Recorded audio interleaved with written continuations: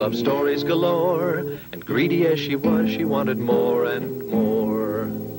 When she saw that the librarian had stories of all kinds, she said, "I'll capture you, all your stories will be mine." There took place a curious chase through meadow, tree, and flower, till at last they ended up right at the witch's tower. Now poor Marian the librarian, a prisoner she'll stay, until the witch is happy and lets Marian go away. One stone. Kerfumbly promised me that if I could find her a story that starts with just one stone, she would finally let me out of here. And you know what? I think there really is a story that starts with one stone. It's called a folk tale. That means people have been telling this story for a long, long time. Why, do you know, your Grandma and Grandpa might have even heard this story when they were children. So, let's put our one stone in the machine and see if it gets us that story. We'll turn the machine on.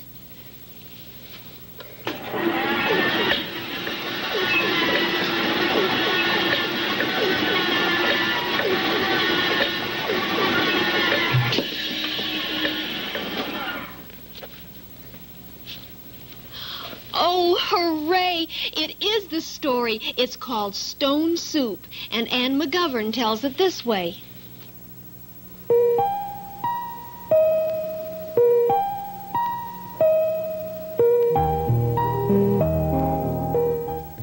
A young man was walking. He walked and he walked. He walked all night and he walked all day. Oh, he was tired and he was hungry. At last he came to a big house. "What a fine house," he said. "There will be plenty of food for me here." He knocked on the door. A little old lady opened it.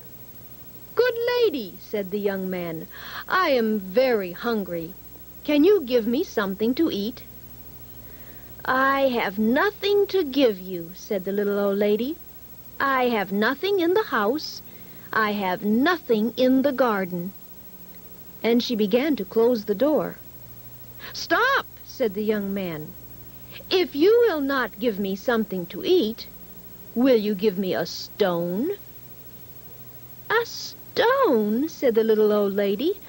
"What will you do with a stone? You cannot eat a stone."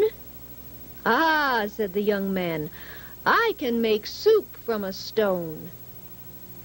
Now the little old lady had never heard of that. Make soup from a stone? Fancy that. "There are stones in the road," said the little old lady. The young man picked up a round gray stone. "This stone will make wonderful soup," he said. "Now, get me a pot." The little old lady got a pot. "Fill the pot with water," the young man said, "and put it on the fire." The little old lady did as she was told, and soon the water was bubbling in the pot. The young man put the round gray stone into the pot. "Now," he said, "we will wait for the stone to cook into soup." The pot bubbled and bubbled. After a while, the little old lady said, "This soup is cooking fast." "Well, it is cooking fast now," said the hungry young man, "but it would cook faster with some onions." So the little old lady went to the garden to get some yellow onions. Into the pot went the yellow onions with the round gray stone. "Soup from a stone," said the little old lady. Fancy that. The pot bubbled and bubbled. After a while, the little old lady said, "This soup smells good." "It smells good now," said the hungry young man, "but it would smell better with some carrots." So the little old lady went out to the garden and pulled up all the carrots she could carry. Into the pot went the long, thin carrots with the yellow onions and the round gray stone. "Soup from a stone," said the little old lady. Fancy that. The pot bubbled and bubbled. After a while, the little old lady said, "This soup looks good." "Well, it looks good now," said the hungry young man, "but it would look better if you threw a chicken or two." So the little old lady went to the chicken house to get 2 fat chickens. Into the pot went the 2 fat chickens with the long, thin carrots and the yellow onions and the round gray stone. "Soup from a stone," said the little old lady. "Fancy that." The pot bubbled and bubbled. After a while, the little old lady said, This soup tastes good." "Well, it tastes good now," said the hungry young man, "but it would taste better with beef bones." So the little old lady went to get some juicy beef bones. Into the pot went the juicy beef bones with the 2 fat chickens and the long, thin carrots and the yellow onions and the round gray stone. "Soup from a stone," said the little old lady. "Fancy that." The pot bubbled and bubbled. After a while, the little old lady said, "This soup is fit for a prince." "It is fit for a prince now," said the hungry young man, "but it would be fit for a king with a bit of pepper and a handful of salt." So the little old lady got the pepper and the salt. Into the pot went the bit of pepper and the handful of salt with the juicy beef bones and the 2 fat chickens and the long, thin carrots and the yellow onions and the round gray stone. "Soup from a stone," said the little old lady. "Fancy that." The pot bubbled and bubbled. After a while, the little old lady said, "This soup is too thin." "It is too thin now," said the hungry young man, "but it would be nice and thick with some butter and barley." So the little old lady went to get butter and barley. Into the pot went the butter and barley with the bit of pepper and the handful of salt and the juicy beef bones and the 2 fat chickens and the long, thin carrots and the yellow onions and the round gray stone. "Soup from a stone," said the little old lady. "Fancy that." The pot bubbled and bubbled. After a while, the little old lady tasted the soup again. "Oh, that is good soup," she said. "Yes," said the hungry young man, "this soup is fit for a king. Now we will eat it." "Stop," said the little old lady. "This soup is indeed fit for a king. Now I will set a table fit for a king." So she took out her best tablecloth and her very best dishes. Then the little old lady and the hungry young man ate all the soup made with the butter and barley and the bit of pepper and the handful of salt and the juicy beef bones and the 2 fat chickens and the long, thin carrots and the yellow onions and, of course, the round gray stone. "Soup from a stone," said the little old lady. "Fancy that."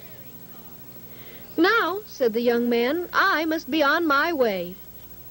He took the stone out of the pot and put it into his pocket.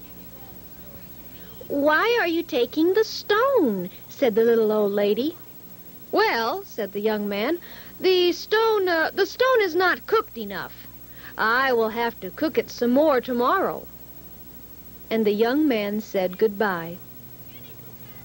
He walked on down the road. He walked and he walked. "What a fine supper I will have tomorrow," he said to himself. Soup from a stone. Fancy that.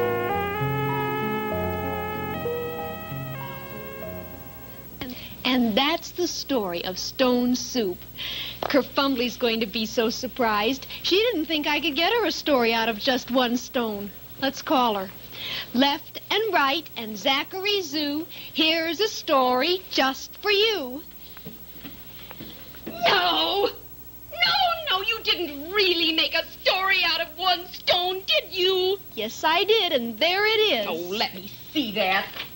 Did she really make a story from one stone? She did. What did the man do with that stone? He put it in a pot to make soup? Oh, did the woman help him make the soup?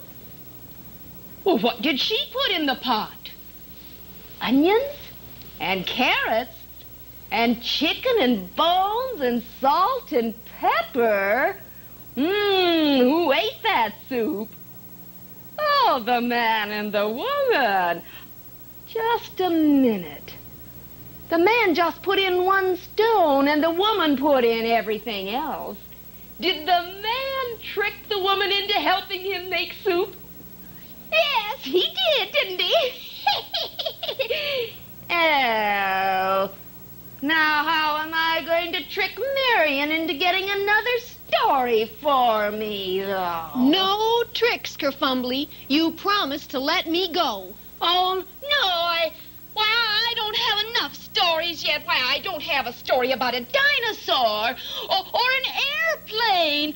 Oh, I need more stories. I'll put more things in the trunk, and then you can make more stories for me. No. Alakazam, Alakazid, bring me all the stories I need. Oh, is this all? What is this? Why, Kerfumbly, it's a library card for you. A library card. Is it magic? Well, yes, in a way. It will give you all the stories you need. How? Well, you take the card to the library and you choose any book you want to read.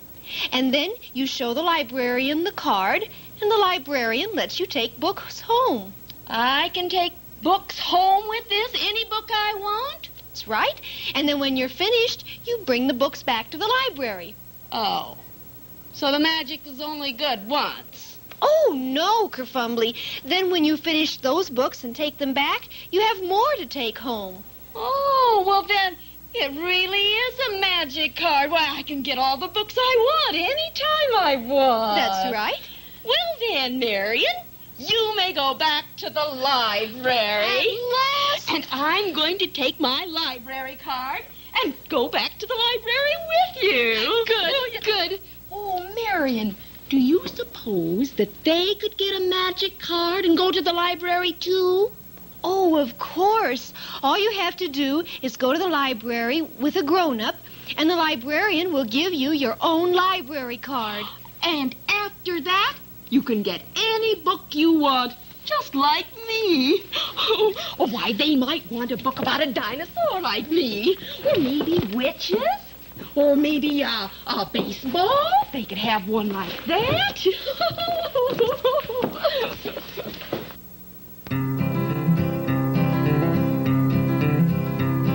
Hooray for Marion, now she's free. Hooray for Witch Kerfumbly. Off they go so merrily on their way to the library. And you can take some books home too. There's a library card for you. Join Marion and Kerfumbly. Come along to the library.